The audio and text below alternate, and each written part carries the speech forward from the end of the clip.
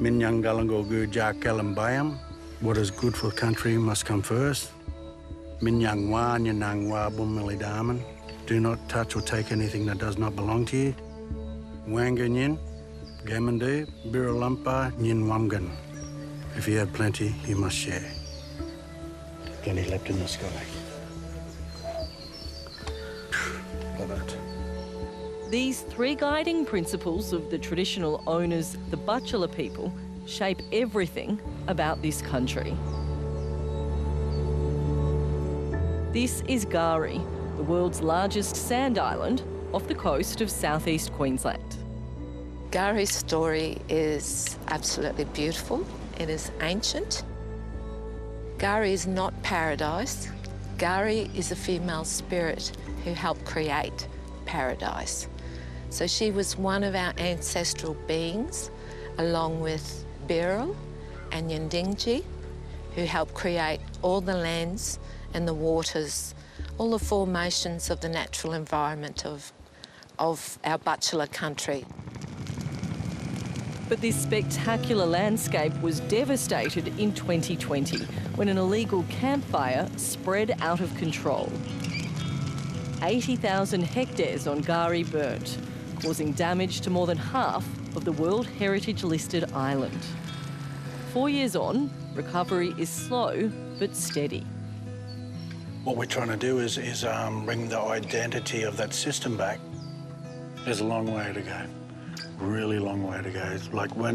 It's like throwing a rock in the water. The ripples are massive at the start and slowly pans out, and that's what a fire does. Traditional Indigenous methods of land management prioritised healthy country, preserving biodiversity. These little orchids, look. By protecting native species and resources, while also clearing areas for hunting. Following the fire, they've been working to clear unwanted native trees, which had all but taken over in some areas. And when you open this place up, you can feel the breeze. You can hear the birds more. And in the midst of this hard work, another opportunity has arisen. Rather than waste the unwanted trees, some are being repurposed. And I'll let this dry for a couple of months out of the weather so it can harden up. And then I'll work on it into what we call a wangari dingo stick, or a walking stick, jinangju.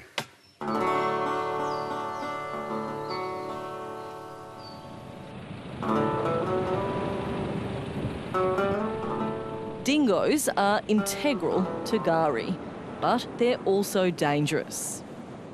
It's their home. The island can sustain up to 200 wangari. They pack. They're descended from wolves. They're wild. We have to remember that. With 500,000 people visiting Gari each year, ensuring everyone keeps a safe distance from dingoes at all times is imperative. There's two types of dingoes. So back in the day, there was a wangari and a wadja. Wangari is a wildfella. Wadja is a camp domesticated dingo. Can't have them today. Because as Butchulla people, we care for and we feel responsible for anyone who comes on country, particularly the island and with the wangaris and with children. Part of the advice given to tourists is to always carry a safety stick of some kind when on the island. The state government makes pieces of plastic available for this purpose. But for the Indigenous community, making their own dingo sticks with what's at hand is how it's always been done. We didn't have our shopping centres. We couldn't go buy an umbrella. We used those sticks as a deterrent. I mean, it's about use of natural resources for a purpose, and as Indigenous people, we did that. The dingoes on Gari are a protected species, so the dingo sticks are not intended to harm them, but rather to be used to ward them off if necessary. It's not to flog them up with, it's just to deter them off, move them along. You know, you don't want them hanging around you, and these are your safe distance between you and them teeth.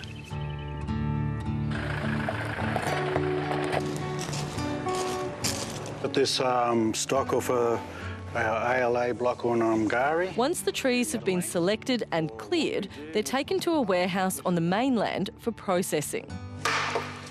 See how it bounces? We've got to keep that impact minimal. At each step, many hands make light work. Well, and then we start stripping, see that? The work that is happening here is about much more than just the end product. Coming together and creating, sharing knowledge and stories and learning from those who've done it before, that's what's really being gained. The end's all soaked, seal it all in so the moisture don't escape, OK?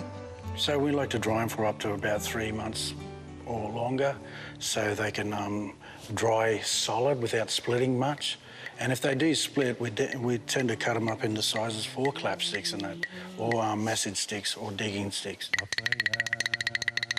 I think it's mainly for the young people, getting reconnected to a cultural thing that otherwise they wouldn't recognise.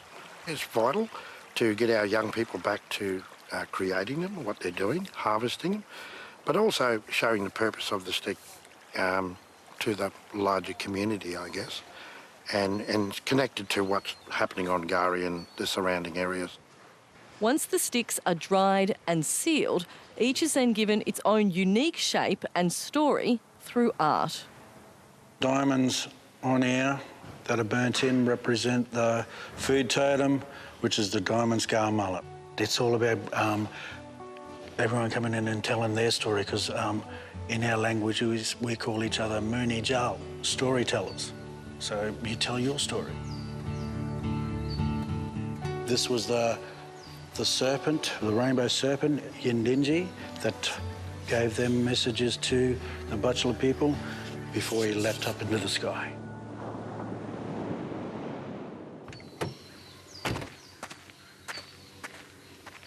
The dingo sticks are on display and for sale in a small merchandise shop on the mainland.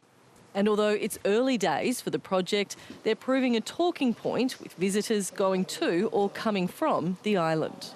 You'd be amazed how many people we get off the street, whether they live here or whether they come from other states or whether they come from other countries. They're always interested in the stories, and then they've got a story to tell you. Makes my heart sing, because it's people appreciating Butchulla culture and about things about the island, because she's a beautiful place. And it's so nice to talk about things like that. As well as prompting conversations, the money from the sale of merchandise made by Butchulla people also goes a long way. It helps towards the physical work being done caring for Gari, and with the work that's less obvious, but perhaps even more important. We get some kind of revenue coming in, or good money that comes in from making tools like this. We put it back into country. We put it back into our people to come over here, educate, pass on knowledge, help clean and clear country, and manage it the whole way with modern way. The chance to get and keep their young people involved in important work on country is invaluable to the Butchulla people, and it's hoped work like this will grow and create other opportunities. Yeah, I've seen the change, definitely seen the change, and I've seen what returning to country through, whether it's through fire regime, natural resource management, management of land, they found a purpose.